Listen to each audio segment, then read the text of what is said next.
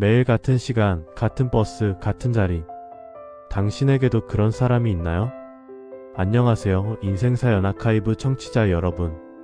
오늘 소개할 사연은 2000년대 후반 학교 버스를 타던 한 고등학생이 설렘과 아픔이 담긴 이야기입니다. 자자의 버스 안에서를 들으며 수많은 이들이 공감했던 그 순간, 지금부터 한 청춘의 진솔한 고백을 들어보시겠습니다. 사연 제목: 버스 뒷좌석에 앉은 너를 사랑했던 시간들. 저는 지금 30대의 평범한 직장인입니다. 하지만 가끔 퇴근길 버스를 타면 문득 고등학교 시절 그때 그 순간이 생각납니다. 2000년대 mp3에는 자자의 버스 안에서가 무한 반복되고 있었고, 저는 매일 아침 7시 20분 버스를 탔습니다. 그녀는 항상 버스 뒷좌석 창가에 앉아 있었습니다. 긴 생머리, 교복 넥타이를 단정하게 맨 모습, 그리고 창밖을 바라보는 그 눈빛. 저는 중간쯤 자리에서 몰래 그녀를 훔쳐봤습니다.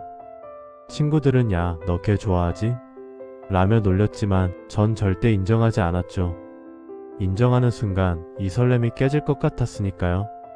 그녀는 제가 생각하기에 너무 완벽했습니다. 성적도 우수했고 학급 반장이었으며 뭔가 범접할 수 없는 아우라가 있었어요. 저는 그저 평범한 남학생이었죠. 공부도 중간, 운동도 중간, 특별한 재능도 없는 그런 학생. 매일 버스에서 20분. 그 시간이 제겐 하루 중 가장 행복한 시간이었습니다. 동시에 가장 괴로운 시간이기도 했죠. 오늘은 말을 걸어볼까? 매일 아침 다짐했지만 막상 버스에 타면 다리가 떨려서 한 발자국도 옮길 수 없었습니다. 친구들은 "그냥 가서 안녕이라도 하지 그래?" 라고 했지만 그게 쉬운 일인가요? 만약 그녀가 저를 이상하게 생각하면? 만약 무시당하면? 그 후로 같은 버스를 타는 게 너무 민망하고 어색해질 것 같았습니다. 어느 날 그녀가 버스에서 내리다가 핸드폰을 떨어뜨렸습니다. 저는 "재빨리 주워서 이거 떨어뜨리셨어요" 라고 말했죠. 그녀는 "아, 감사합니다" 라며 미소를 지었습니다. 그날 밤 저는 잠을 한숨도 못 잤습니다. 내일은 인사라도 해볼까? 수백 번 연습했죠. 하지만 다음날 그녀는 평소처럼 뒷좌석에 앉아 창밖만 바라봤습니다. 저를 기억하는지도 모르겠더군요. 그제야 깨달았습니다. 제 설렘은 일방적인 것이었고 그녀에게 저는 그저 같은 버스를 타는 수많은 학생 중 한 명일 뿐이라는 걸. 고3이 되면서 버스 노선이 바뀌었습니다.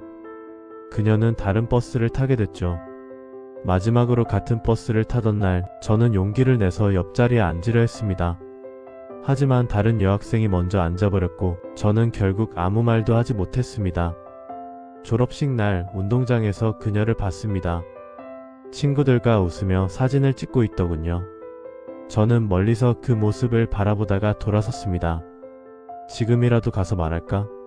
생각했지만 역시 용기가 나지 않았습니다. 몇 년 전 SNS에서 우연히 그녀를 발견했습니다. 결혼해서 아이 둘을 키우며 행복하게 살고 있더군요. 저도 이제 결혼했고 평범하지만 행복한 삶을 살고 있습니다. 가끔 아내에게 이야기를 했더니 아내는 웃으며 이렇게 말했습니다. "그때 용기 내서 말 걸었으면 어땠을까요? 혹시 우리 안 만났을 수도 있잖아요." 맞는 말입니다. 만약 그때 고백했다면 지금의 제 인생은 완전히 달라졌겠죠. 하지만 후회는 하지 않습니다. 그때의 설렘, 그 순수했던 감정들이 저를 성장시켰으니까요. 사랑이란 게 꼭 이뤄져야만 의미 있는 건 아니더라고요. 당신의 버스 안 그 사람은 누구인가요? 2000년대 mp3로 음악을 듣고 싸이월드 미니홈피의 감성글을 쓰던 그 시절, 우리는 모두 누군가를 좋아했고 대부분은 고백하지 못했습니다. 버스 안, 교실 안, 복도에서 스쳐 지나가던 그 사람. 혹시 지금도 마음속에 그런 사람이 있나요? 말하지 못한 고백, 전하지 못한 마음. 그것이 바로 우리 청춘의 아름다운 상처입니다. 당신의 버스 안 그 사람은 지금 어디서 무엇을 하고 있을까요?